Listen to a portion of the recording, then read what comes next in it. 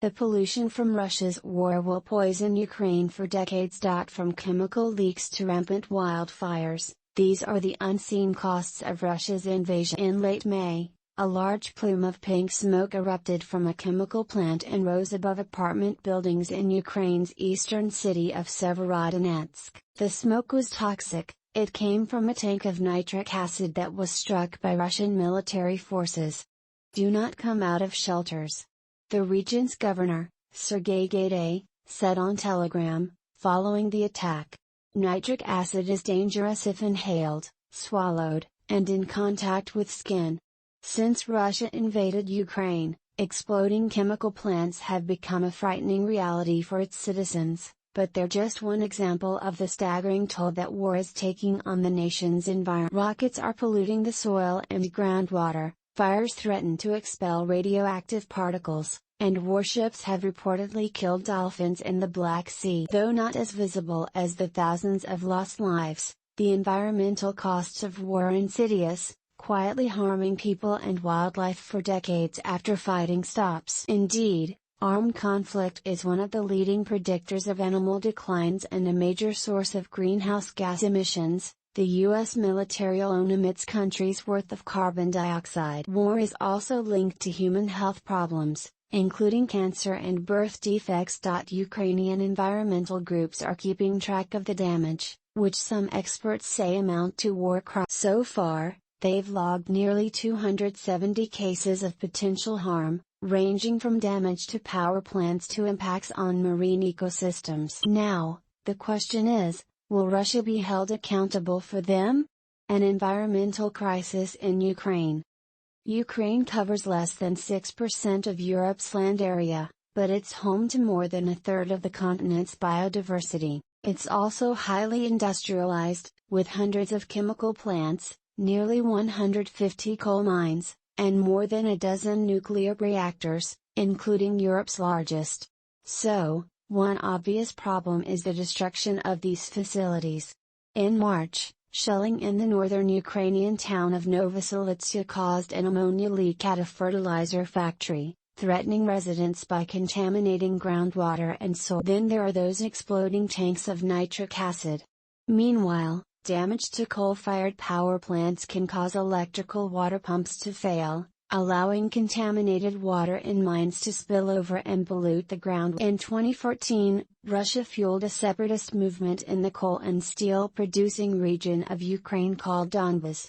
A year later, the UN estimated that it would cost roughly $70 million to clean up the environment and restore the water supply. Al Jazeera reported. Russia has also attacked oil and gas storage facilities, lighting up the sky with explosions that pollute the air and release carbon dioxide. This video shows the aftermath of an attack on an oil terminal and a gas pipeline.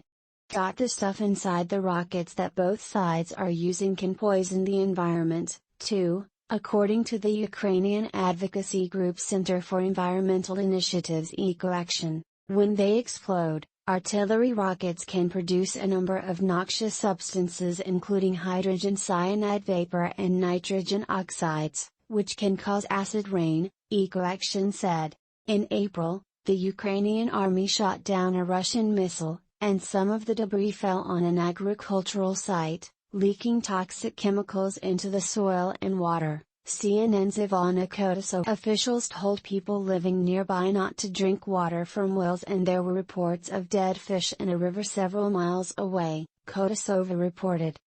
Now and in the future, heavy metals will be in our groundwater and soil, Evgenia Zazytko, who leads EcoAction's climate work, told the nonprofit Global Citizen. We're an agricultural country, and when it's not an active war, I don't know how we're going to rebuild anything because it's going to be polluted. Can Ukraine get reparations for environmental crimes? While war might seem lawless, it's actually governed by a set of international laws including the Geneva Conventions, some of which prohibit severe and lasting damage to the. Under some circumstances, the International Criminal Court, ICC, considers those actions war crimes.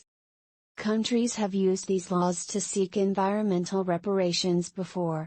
In 1991, amid the Gulf War, Iraqi military forces set fire to hundreds of oil wells in Kuwait and intentionally spilled millions of barrels into the Persian Gulf. The environmental toll was staggering. Tens of thousands of tons of sulfur dioxide and smoke poisoned the air, driving up respiratory illnesses and damaging crops. Hundreds of seabirds perished. In response, the UN ordered Iraq to pay Kuwait around $3 billion, as part of a much larger reparations package, that Iraq finished paying in. But it's incredibly hard to prove that environmental damage violates international law. Shireen Daft, an expert in international law and lecturer at Macquarie University, told Vox Ukraine would have to show that the destruction is widespread, long-term, and severe, she said. And even then, there's no easy route to prosecute Russia, she added. The ICC tries individuals, not nations, and Ukraine will also face hurdles if it seeks environmental reparations through the UN's International Court of Justice. The law is lacking the strength needed to provide concrete protection to the environment, Daft said. And in a situation like Ukraine, where there is so much potential for environmental damage, that is deeply concerning. That's one reason why some scientists have called for a new Geneva Convention that more explicitly enshrines protections for the environment during war.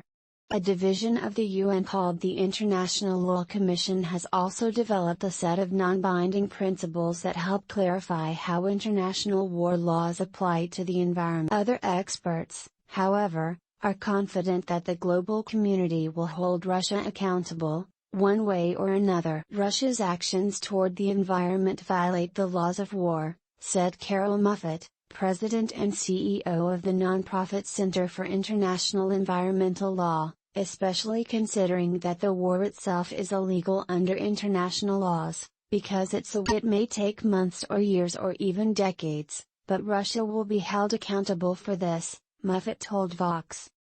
I don't see how Russia avoids that outcome,